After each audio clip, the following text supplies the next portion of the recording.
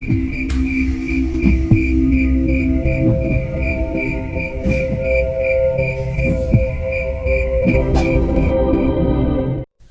dalam mobil yang dikendarainya, Alex melihat seorang wanita melambaikan tangan di sebelah kiri jalan. Alex tidak memperdulikan wanita itu dan langsung menambah kecepatan laju kendaraannya. Belum jauh Alex melaju dari tempatnya tadi, dia melihat lagi wanita yang sama sedang melambaikan tangannya. Alex pun merasa heran dan menepikan mobilnya beberapa meter dari tempat wanita berada. Setelah turun dari mobil yang dikendarainya, tiba-tiba Alex terjatuh ketika sosok wanita yang menyeramkan dengan wajah pucat serta kuku-kuku hitam yang panjang melayang di hadapannya. Wanita dengan gaun hitam serta rambut putih itu terus melayang perlahan menghampiri Alex. Alex pun mencoba bangkit dan membuka lagi pintu mobilnya. Ketika Alex berhasil masuk ke dalam mobilnya, di sebelah kirinya sudah ada sosok pria dengan mata melotot dan tubuh yang dipenuhi darah.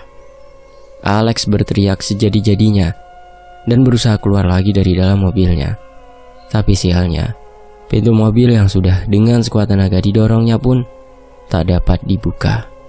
Karena merasakan takut yang luar biasa, akhirnya Alex pun pingsan di dalam mobilnya.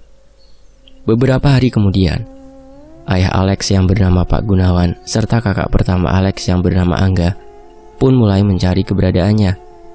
Sebuah kertas yang ditemukan Angga di dalam mobil Alex pun membuat ayah dan anak itu mulai was-was dengan hal-hal buruk yang sedang menimpa Alex dan akan menimpa mereka berdua selanjutnya.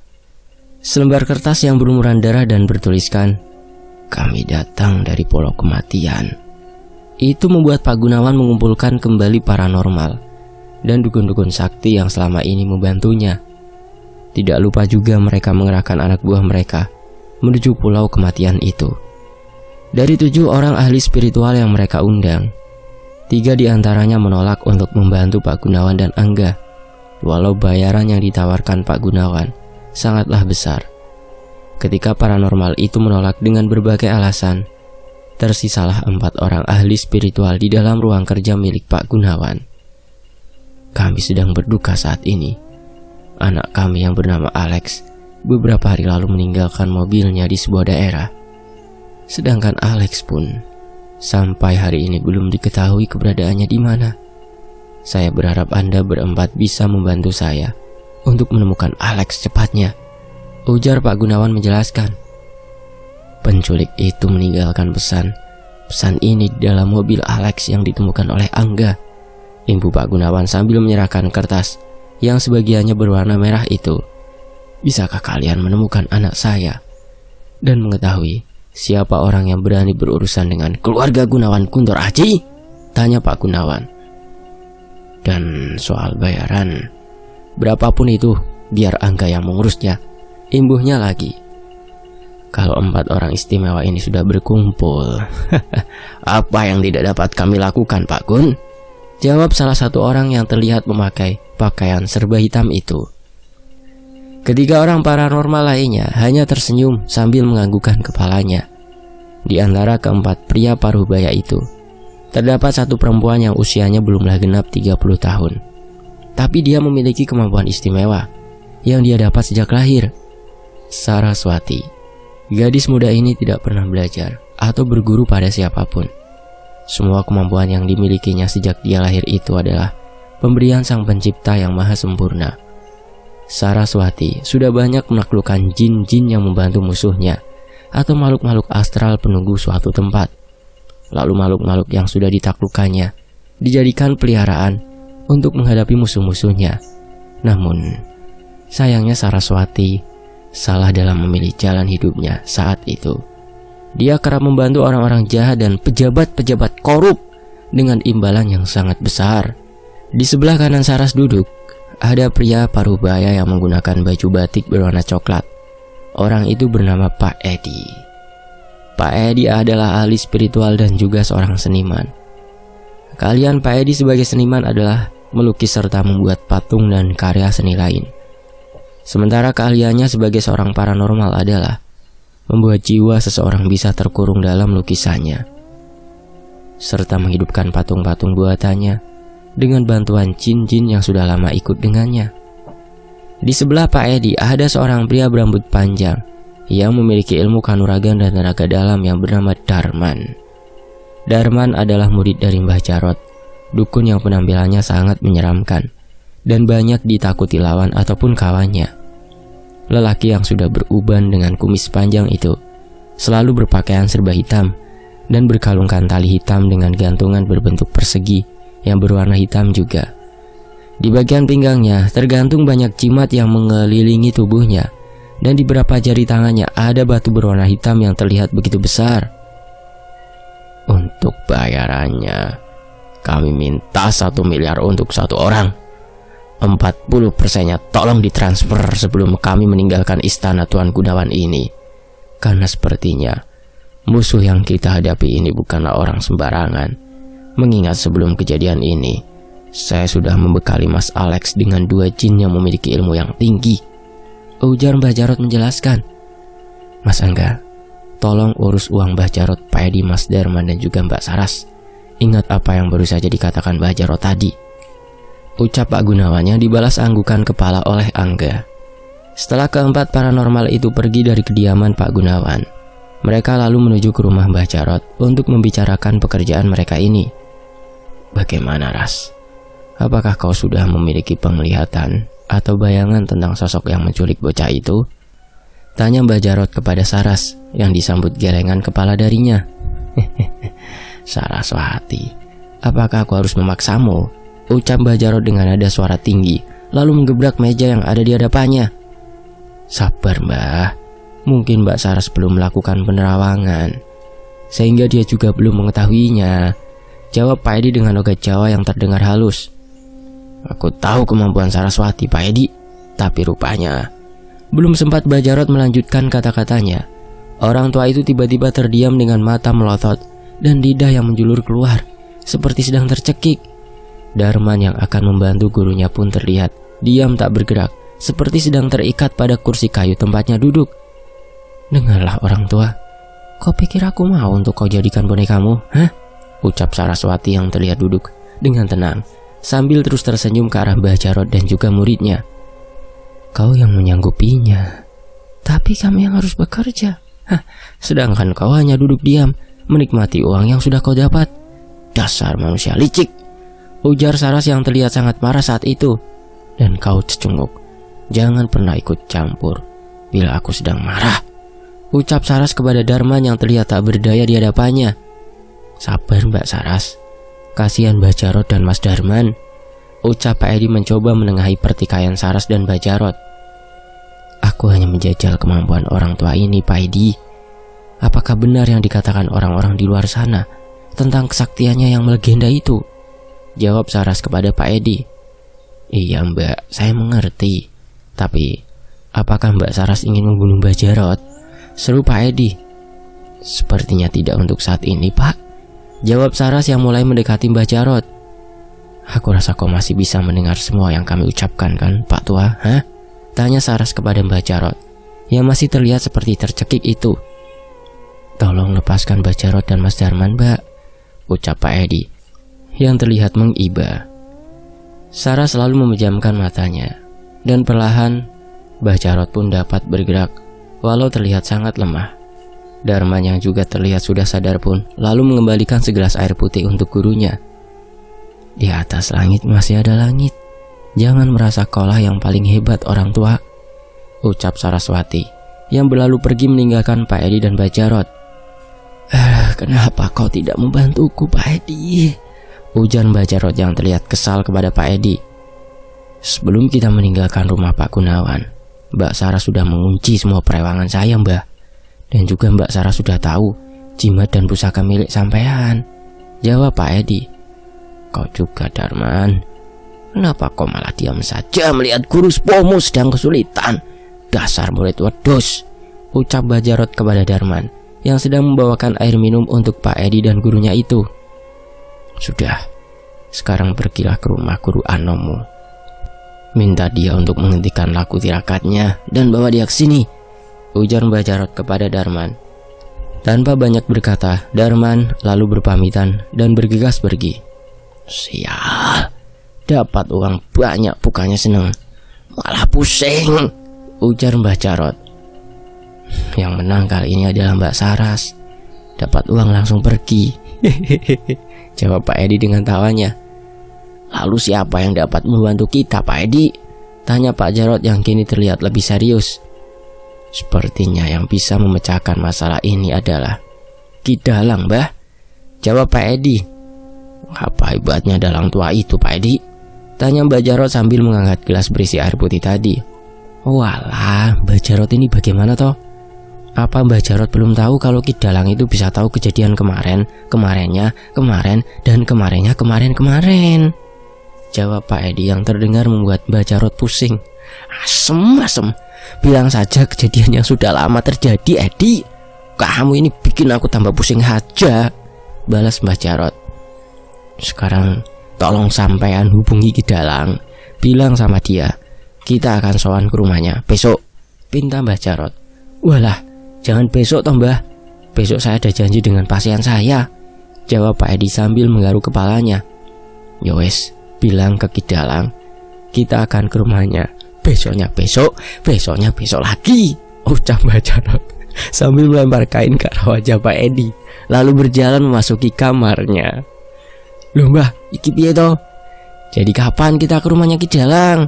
Tanya Pak Edi sedikit berteriak. Wah, sakarepmu Pak Edi, aturan wae, aku manut, aku ikut, jawab Mbah Jarot dari dalam kamarnya. Ya wes Mbah, aku pamit ya, ucap Pak Edi. Ya minggat, jawab Mbah Jarot. Wong tua gondeng, gerutu Pak Edi. Pak Edi pun lalu bergegas pergi dari rumah Mbah Jarot.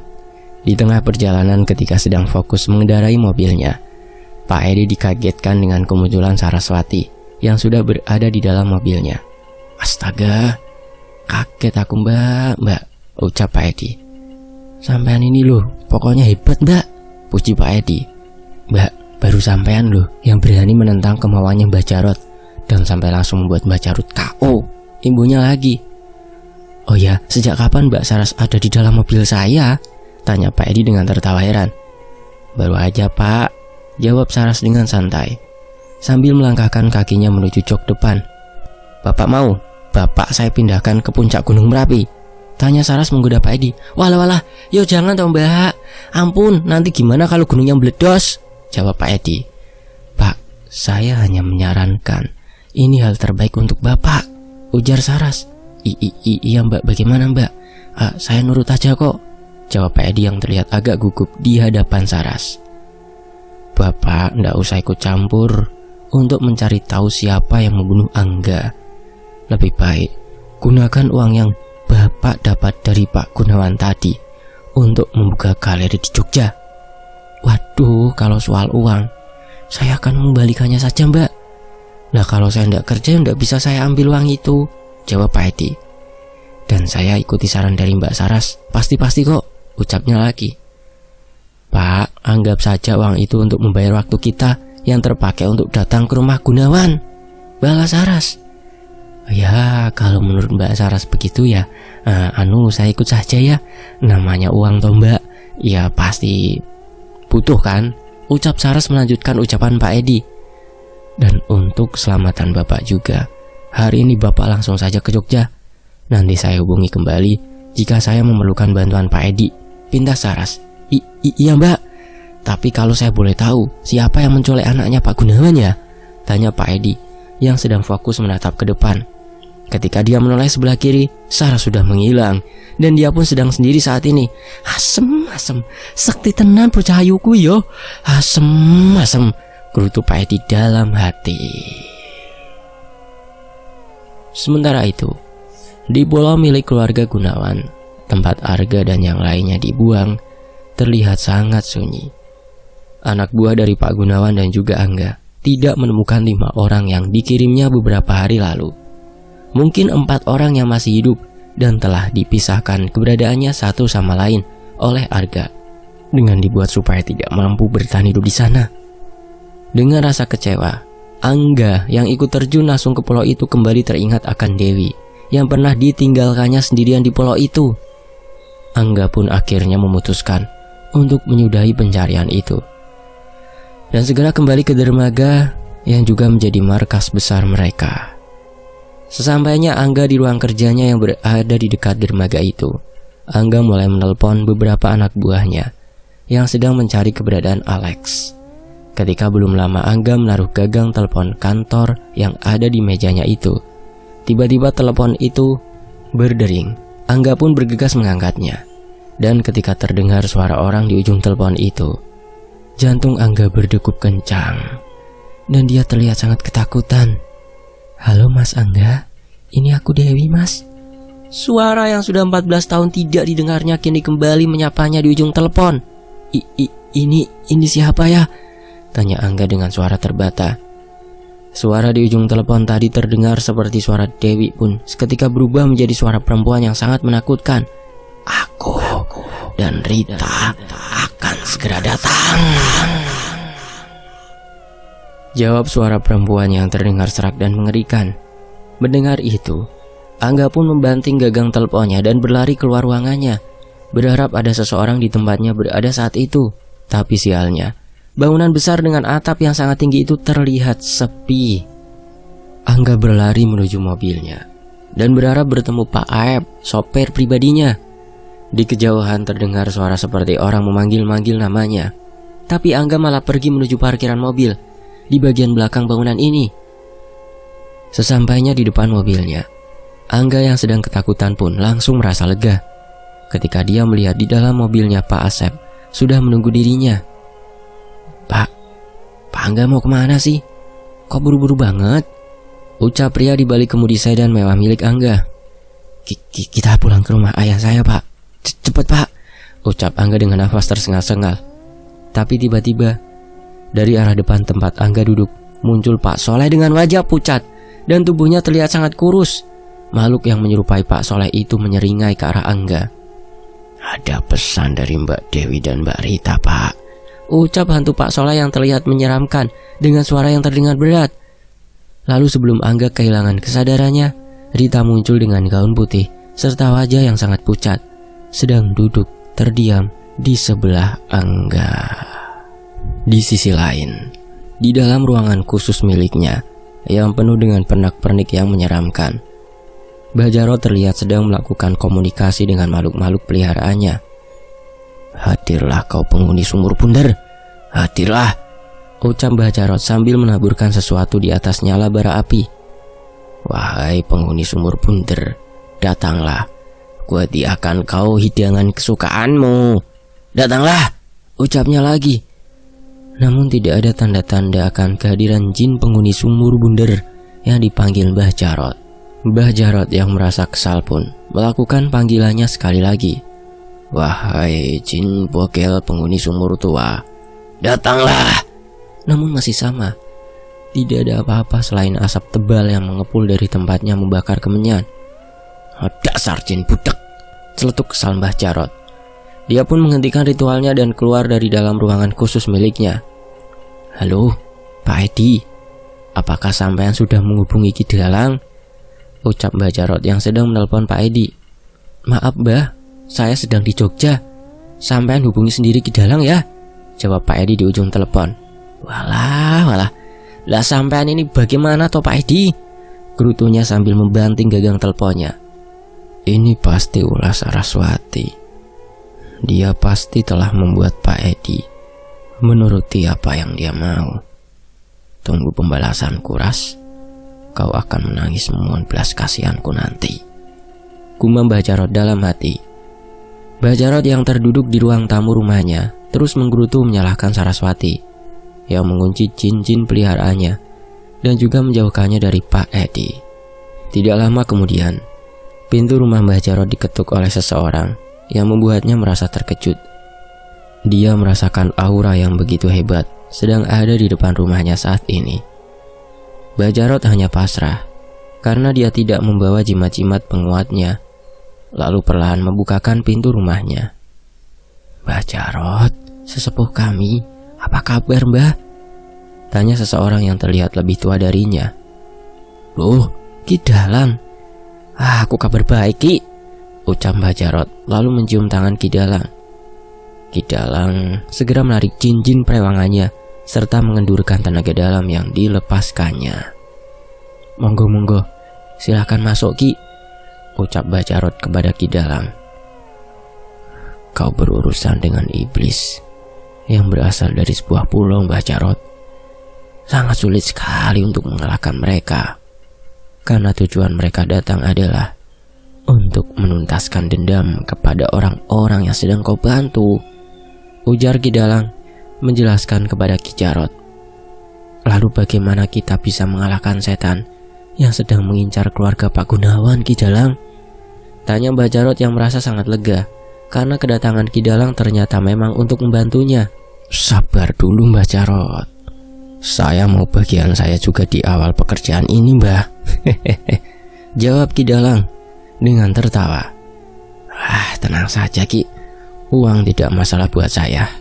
Sebentar saya ambilkan bagian Ki Dalang, balas Mbah Jarot. Mbah Jarot keluar dari kamarnya dengan membawa tas hitam yang berisi tumpukan uang berwarna merah dan biru. Monggo, ini bagian panjenengan Ki, ucap Mbah Jarot yang disambut senyuman dari Ki Dalang.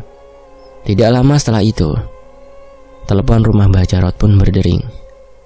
Dan setelah berbicara singkat melalui saluran telepon, Mbah Jarot lalu mengajak Ki Dalang untuk pergi ke rumah Pak Gunawan.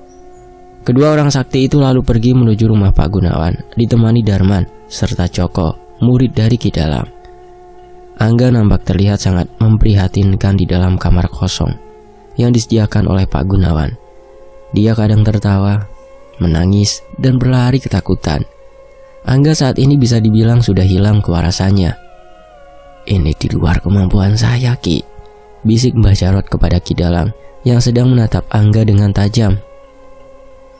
Ini seperti ilmu yang dimiliki oleh Mas Edi. Dia bisa memenjarakan sukma seseorang dalam lukisan kehidupan yang dibuatnya melalui ritual-ritual khusus, ujar Ki Dalang. Tapi jelas ilmu ini bukan milik Mas Edi, karena tidak ada celah yang dapat saya tembus, imbuh Ki Dalang. Apakah Ki Dalang pernah adu ilmu dengan Pak Edi? Tanya Mbah Jarot. Dulu sebelum kami berteman, saya pernah menolong orang yang menjadi gila karena ritualnya Pak Edi.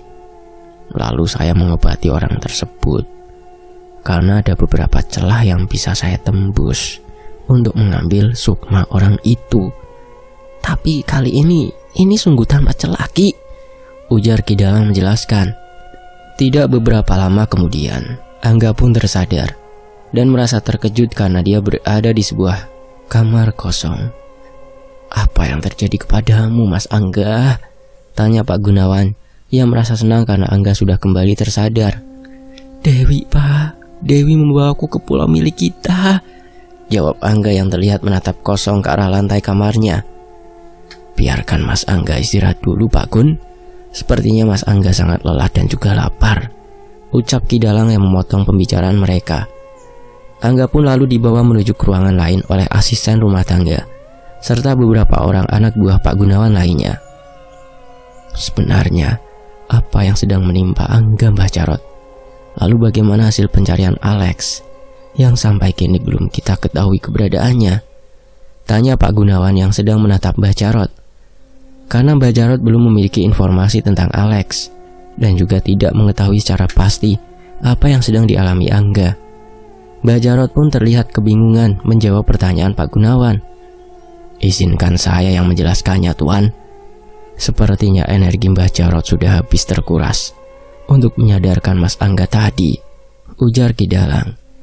Sepertinya Mas Alex sedang disembunyikan sosok makhluk tak kasat mata yang memiliki kekuatan yang besar, Tuan. Makhluk-makhluk itu juga yang membuat Mas Angga kehilangan kesadarannya, ujar Ki Dalang menjelaskan. Bagaimana caranya agar kita bisa menemukan Alex, Ki? Tanya Pak Gunawan.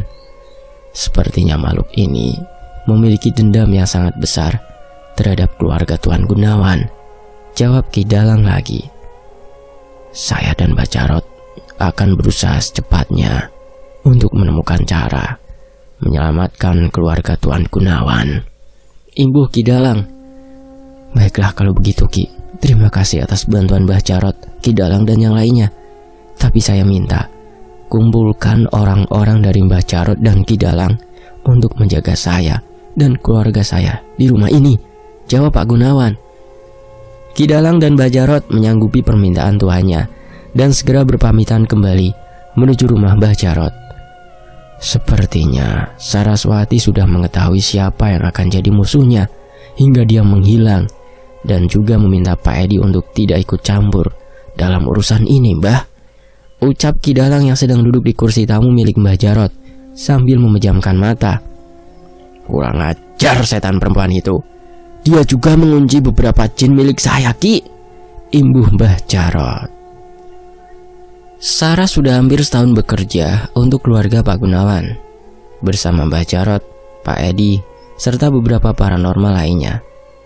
Saras selalu memantau rumah kediaman Pak Gunawan, kantor, gudang, bahkan dermaga yang dimiliki keluarga Gunawan. Ketika Angga berhasil sampai di dermaga kuning, beberapa jin yang menjadi pesuruh Saras pun melaporkan bahwa ada 5 arwah penasaran dengan kekuatan yang luar biasa datang dari sebuah pulau. Saras pun lalu memanggil jin terkuat yang dia miliki untuk mencegah arwah-arwah itu semakin jauh di daratan ini. Tapi jin terkuat milik Saras pun akhirnya tumbang di tangan Dewi, Rudi, Rita, Pak Soleh dan Pak Mamat. Akhirnya Saras sendirilah yang turun tangan menghadapi arwah-arwah yang menuntut balas kematian mereka.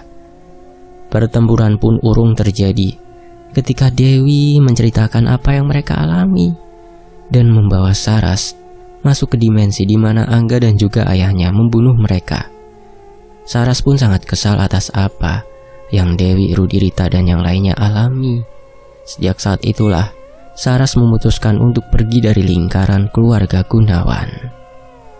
Saras kini terlihat bersama Arga di sebuah perkampungan. Rupanya merekalah yang membawa Alex ke sebuah rumah kecil di sebuah daerah. Kondisi Alex sama seperti kondisi Angga yang kadang menangis, tertawa, dan terlihat termenung karena Alex, sukmanya, sedang dibawa ke dimensi lain. Dan menyaksikan pembantaian-pembantaian itu dilakukan. Arga selalu memberi makan Alex tepat pada waktunya. Dia tak ingin Alex mati sebelum Alex mengembalikan apa yang telah dia rampas dari Arga. Simpanlah tulang-tulang yang kau bawa dari pulau itu baik-baik, Gak. Kalau sampai dukun-dukun licik yang membantu Gunawan bisa mendapatkan tulang itu, maka nyawa kita yang akan jadi taruhannya, ujar Saras menjelaskan kepada Arga. Potongan tulang dari kerangka-kerangka teman barumu itulah yang bisa membuat kelimanya menjadi kuat. Kalau tulang itu dihancurkan dan dibuang ke lautan, maka kelima temanmu akan kembali lagi ke pulau tempat mereka dikuburkan, ucap Saras yang terlihat sangat serius kini. Baik, Ras, aku tidak akan mengecewakan teman-teman baruku itu.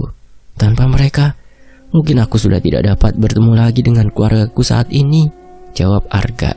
Sementara itu di sisi lain, sejak mengetahui hal buruk yang sedang menimpa keluarganya, Pak Gunawan meminta Mbah Jarot dan Ki Dalang untuk menaruh orang-orang pilihannya untuk menjaga keluarganya dari serangan arwah-arwah penasaran itu.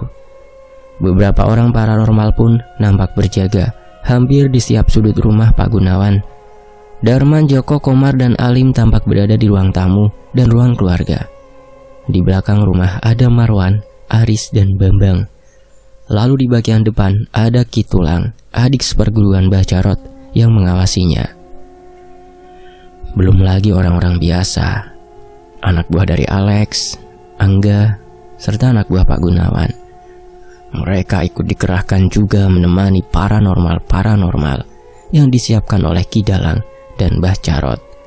Pak Gunawan merasa lebih lega setelah dia meyakini keadaannya kini sudah aman, dan Angga pun kembali terlihat pulih, walaupun Angga terlihat lebih banyak diam dengan pandangan yang kosong.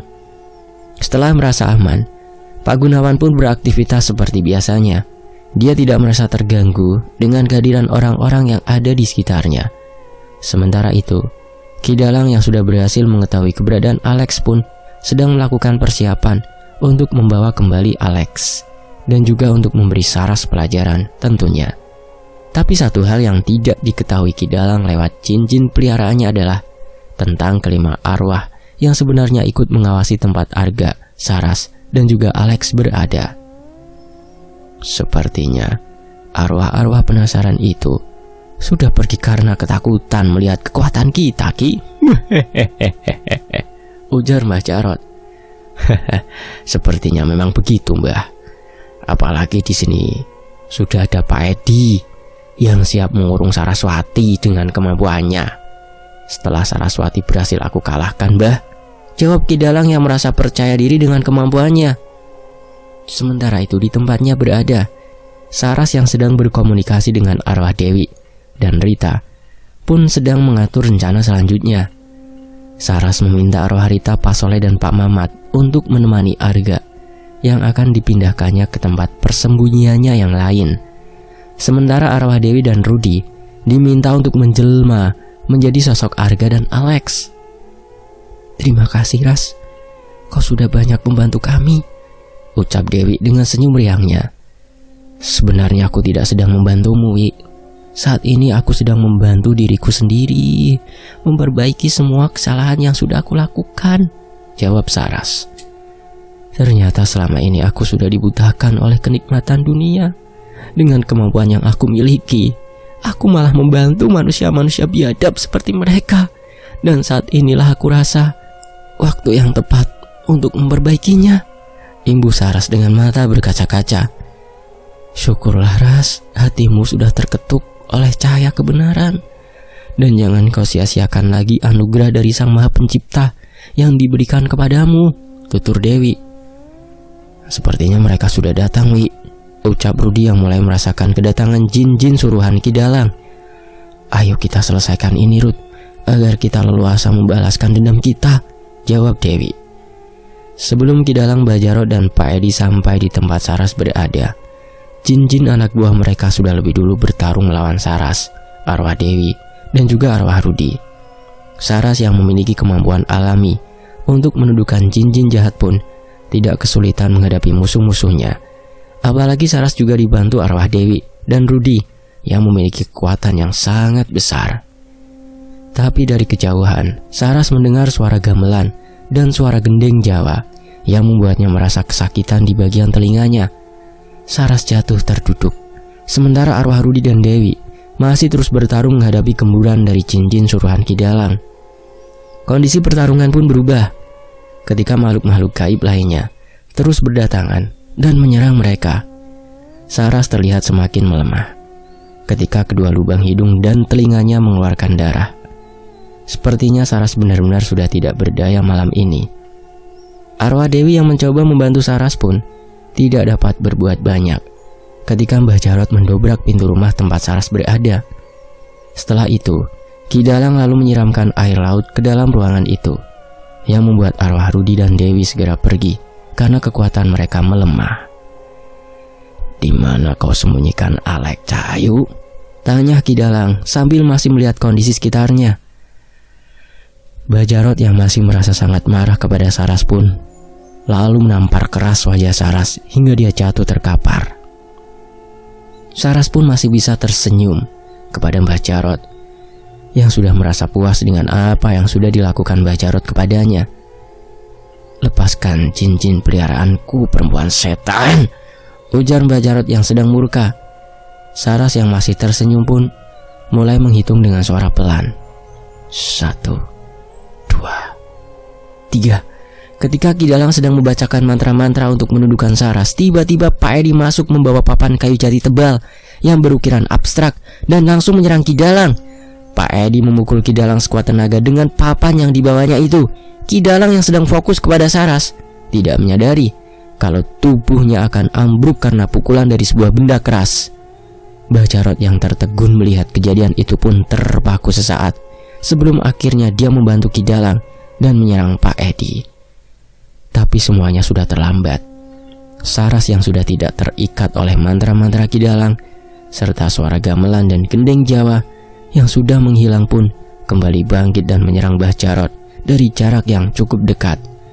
Ki Dalang yang masih sempat melakukan perlawanan pun kembali tersungkur ketika Pak Edi terus membacakan mantra. sambil tangan kirinya memegang papan kayu jati yang berukiran abstrak tadi. "Apa yang kau lakukan, Eddie? Mengapa kau tega menyerangku?" tanya Ki Dalang yang terlihat sudah tidak berdaya. "Menyampaikan salam dari keluarga Prawiryo yang sudah menjadi korban dari kejahatan sampean, Ki," jawab Pak Edi. Siapa kau sebenarnya, Edi?" tanya Ki Dalang lagi. "Aku adalah anak bungsu dari Hadi Prawiryo, orang yang sudah mengantarmu menjadi sosok yang disegani. Tapi jasa dari Hadi Prawiryo malah kau balas dengan hal keji," jawab Pak Edi. Perlahan tubuh Ki Dalang ambruk dan tidak sadarkan diri lagi. Sementara itu Mbah Jarot tetap berdiri dengan mata melotot dan lidah yang menjulur keluar. "Jangan membunuhnya, Mbak," ucap Pak Edi yang terlihat masih melucu, walau tatapannya terlihat tajam. Mungkin karena logat Jawa yang terdengar, sehingga Pak Edi tidak seseram dukun-dukun lainnya. "Aku hanya menahannya, Pak." "Terima kasih, Pak Edi mau datang membantu saya," jawab Saras. "Malam ini bukan hanya arwah yang mati penasaran yang sedang membalaskan dendamnya, Mbak, tapi kita yang masih hidup pun sudah melakukannya," balas Pak Edi. "Saya yang sangat berterima kasih kepada Mbak Saras. Berkat bantuan Mbak Saras, kini bapak dan ibu saya yang sudah menjadi korban kelicikan Ki Dalang pun bisa tenang di alam sana. Itu semua berkat rencana matang yang Mbak Saras buat," imbuh Pak Edi. Sementara itu, arwah Dewi Rudi Rita, Pak Soleh dan Pak Mamat pun segera bergerak menuju ke rumah Pak Gunawan untuk melampiaskan dendam-dendam mereka. Sementara itu, Alex yang sudah sadar kini berhadapan langsung dengan Arga. Alex mengaku sangat menyesali perbuatannya kepada Arga. Semua kejadian yang menimpa Arga adalah perintah ayahnya, karena Alex belum pernah melakukan kejahatan apapun selama dia berbisnis. Alex pun bersedia mengembalikan semua aset milik Arga yang sudah diambil alih keluarganya. Dan Alex pun bersedia membantu Arga untuk membawa pulang kerangka-kerangka manusia yang ada di sana. Tapi itu bukan hal mudah, karena masih ada 2 orang bos besar yang ikut mengelola bisnis dari pulau itu. Ki Dalang dan Mbah Jarot yang kini terlihat seperti orang gila akibat sukmanya terkurung dalam kayu jati berukiran abstrak milik Pak Edi. Saras, Arga dan Alex membawa Ki Dalang dan Mbah Jarot menuju ke rumah Pak Gunawan. Sesampainya mereka di rumah Pak Gunawan, terlihat kelima sosok arwah penasaran yang sudah menyelesaikan dendamnya. Mereka pun meminta maaf kepada Alex dan meminta untuk menyudahi bisnis keji ayahnya. Pak Gunawan dan Angga pun akhirnya menemui ajalnya. Kematian mereka sungguh sangat mengerikan. Rupanya para arwah dari pulau kematian itu benar-benar melampiaskan dendam kesumatnya. Selesai, tamat. Demikianlah Dendam dari Pulau Kematian yang ditulis oleh Bang Untung Prastio. Mampir juga ya ke channel beliau. Beliau ada konten interview gitu, podcast sama anak-anak indigo, sama orang-orang yang berkemampuan khusus. Ya, cerita ini juga mungkin berasal dari podcast atau interviewnya Bang Untung dengan orang-orang yang spesial seperti Mbak Saraswati dan Pak Edi ya. Ayo tonton langsung ke channelnya Bang Untung ya. Di sana udah ada beberapa video. Dan jangan lupa subscribe dan jangan lupa di-share dan di-komen juga ya. Terima kasih semuanya. Fakta Sejarah pamit. Wassalamualaikum warahmatullahi wabarakatuh. Sampai jumpa di kisah lainnya. Sehat-sehat semuanya ya. Doakan saya juga sehat selalu. Amin. Wassalamualaikum. Sampai jumpa. Tetap di Fakta Sejarah. Alhamdulillah.